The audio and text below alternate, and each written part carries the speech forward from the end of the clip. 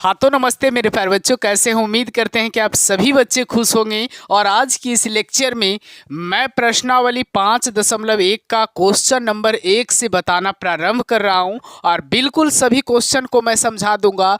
कई बच्चों को कंटिन्यूटी में बहुत प्रॉब्लम रहता है, लेकिन आज के बाद कंटिन्यूटी आपका मुट्ठी में होगा।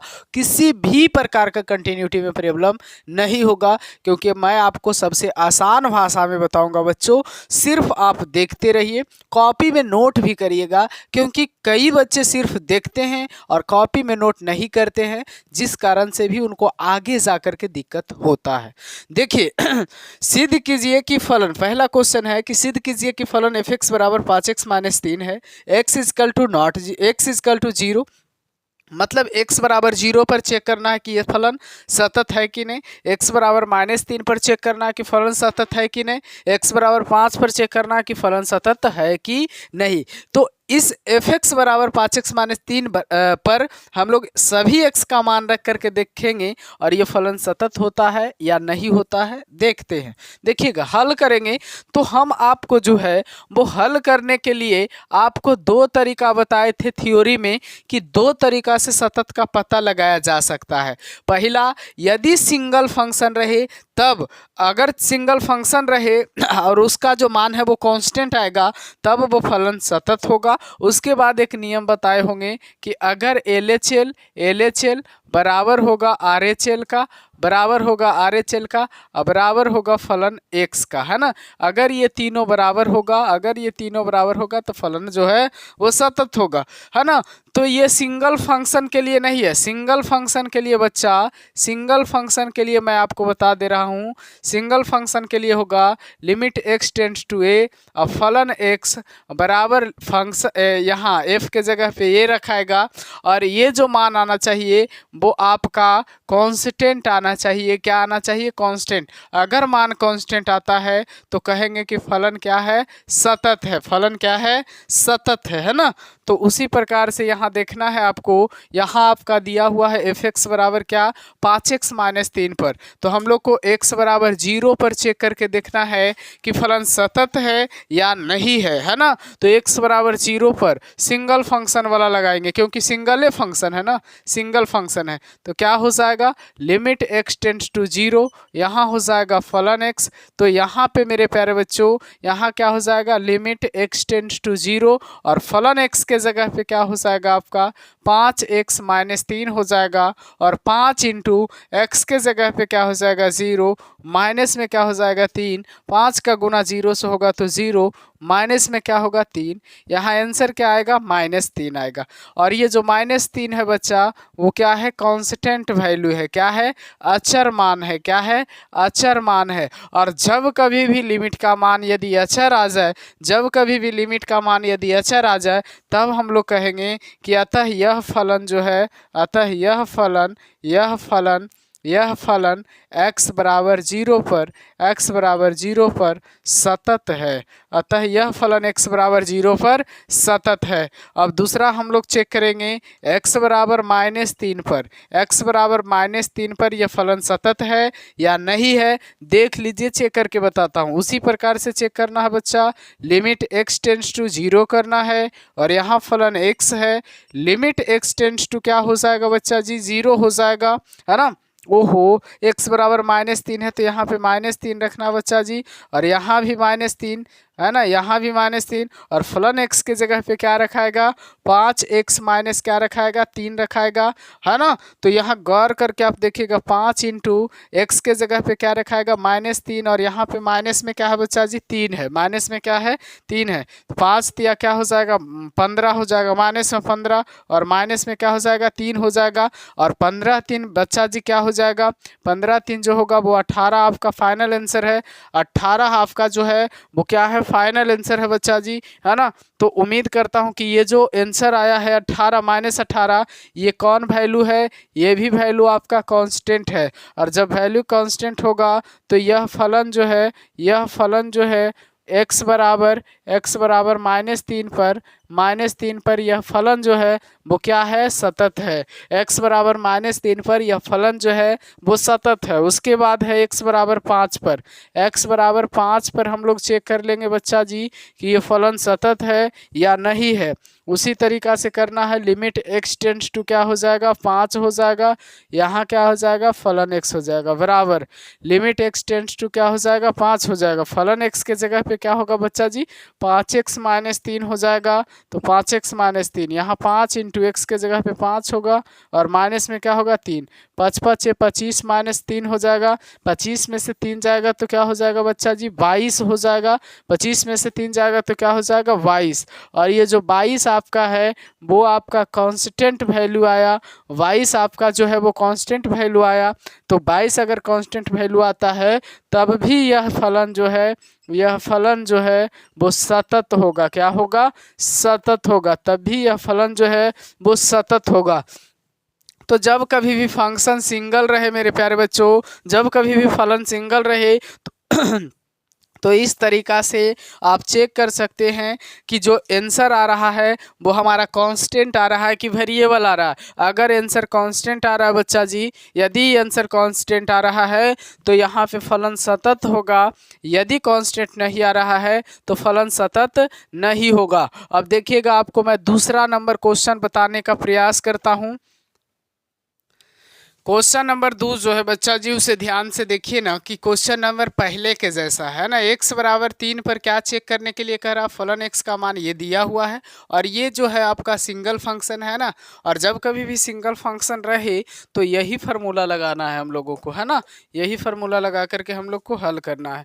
तो यहाँ पे क्या करेंगे बच्चा जी, हल करेंगे। और यहाँ किस पर हल करेंगे, x बराबर 3 पर हल करेंगे, है ना। x बराबर 3 पर यहाँ पे क्या करेंगे, लिमिट x टेंड्स टू क्या हो जाएगा, 3 हो जाएगा a के जगह पे। यहाँ फलन x है, बराबर में क्या हो जाएगा, लिमिट x टेंड्स टू 3। फलन x के जगह पे क्या हो जाएगा बच्चा जी, 2x² -1 हो जाएगा। 2 इंटू एक्स के जगह पे क्या हो जाएगा, 3 का स्क्वायर माइनस में 1। यहाँ पे 2 इंटू 3 तिया क्या हो जाएगा, 9 माइनस में क्या हो जाएगा 1। 9 दूना क्या हो जाएगा 18, माइनस में क्या हो जाएगा 1। 18 में से 1 जाएगा तो क्या हो जाएगा बच्चा जी, 17। ये आपका फाइनल आंसर है। और उम्मीद करता हूँ कि आप सभी बच्चे को ये समझ में आया होगा, क्योंकि क्वेश्चन कोई भी ज़्यादा टफ नहीं होता जितना बच्चे टफ समझ लेते हैं। अब हम आपको क्वेश्चन नंबर 3 पर लेकर के आते हैं, जो कि बिल्कुल आसान होगा। आपके सामने बच्चा जी क्वेश्चन नंबर 3 जो है बिल्कुल समझने योग्य है ना। क्वेश्चन नंबर 3 में ए बनाना है, बी बनाना है और सी बनाना है। तीनों अलग अलग टाइप का क्वेश्चन है, लेकिन है तीनों सेम है, लेकिन थोड़ा थोड़ा सा सब में परसेंट ऑफ माइंड है। और मैं कुछ थ्योरी में बताया था कि कहीं कहीं पे ज़रूरत पड़ेगा तो मैं आपको बताऊँगा। देखिए, इसमें इससे पहले जो फंक्शन था तो फंक्शन भी दिया हुआ रहता था और एक्स बराबर किस पर सतत निकालना है वो भी दिया हुआ रहता था। लेकिन अब जो है ज़रा गौर करके देखिए कि आपको x बराबर नहीं दिया हुआ है तो दोनों में से कोई नियम काम नहीं करेगा। इसके लिए क्या काम करेगा पता है, देखिए इधर मैं थ्योरी कुछ लिखा देता हूँ आपको कि यहाँ पे ये काम देगा। नोट करके आप लिख लीजिएगा, नोट करके लिख लीजिएगा कि प्रत्येक बहुपदीय फलन जो है वो सतत होता है। प्रत्येक बहुपदीय फलन जो है वो क्या होता है बच्चा जी, सतत होता है। नोट करके लिख लीजिएगा, है ना। तो पहला जो है ए जो है फलन x बराबर क्या है, x - 5 है। देखिए ये जो है ये बहुपदीय फलन है। क्या है, यहाँ x - 5 बहुपदीय फलन है, बहुपदीय फलन है। यहाँ x - 5 बहुपदीय फलन है।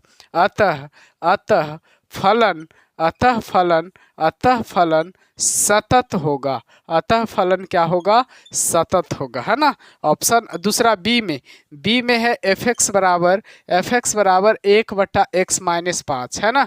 तो ये जरा सा गौर करके देखिए, ये बहुपदीय फलन नहीं है, ये आपका बहुपदीय फलन नहीं है। क्योंकि बहुपद कभी भी कभी भी किसी संख्या के बटा में नहीं होता है ना। किसी संख्या के बटा में कभी भी बहुपद न, किसी संख्या के अगर बटा में कोई बहुपद रहता है तो वो बहुपद नहीं कहलाता। देखिए 1 के बटा में x माइनस 5 है तो ये बहुपद नहीं है।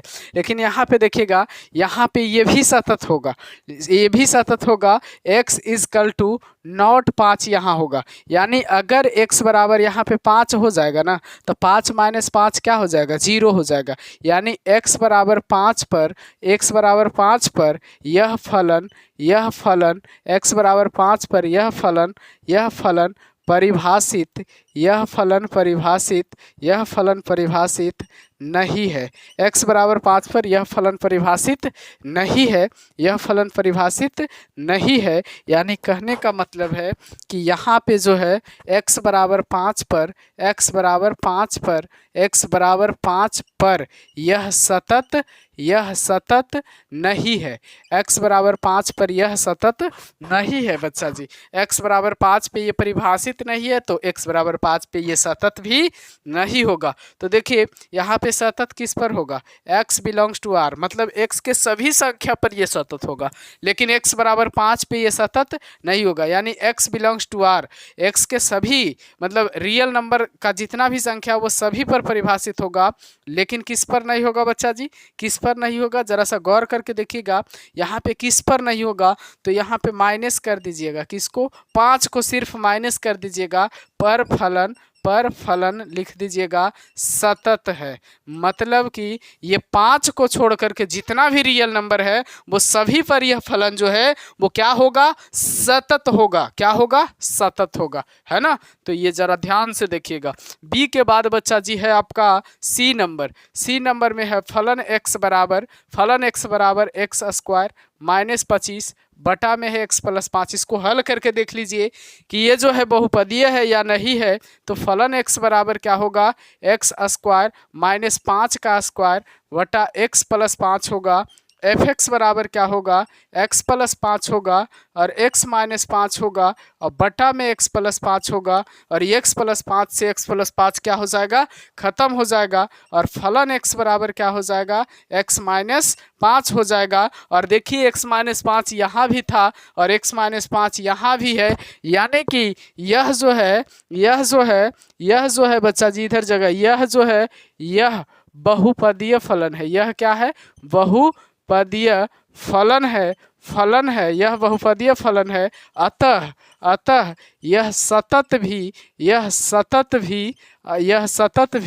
होगा। यह बहुपदीय फलन है, अतः यह सतत भी होगा।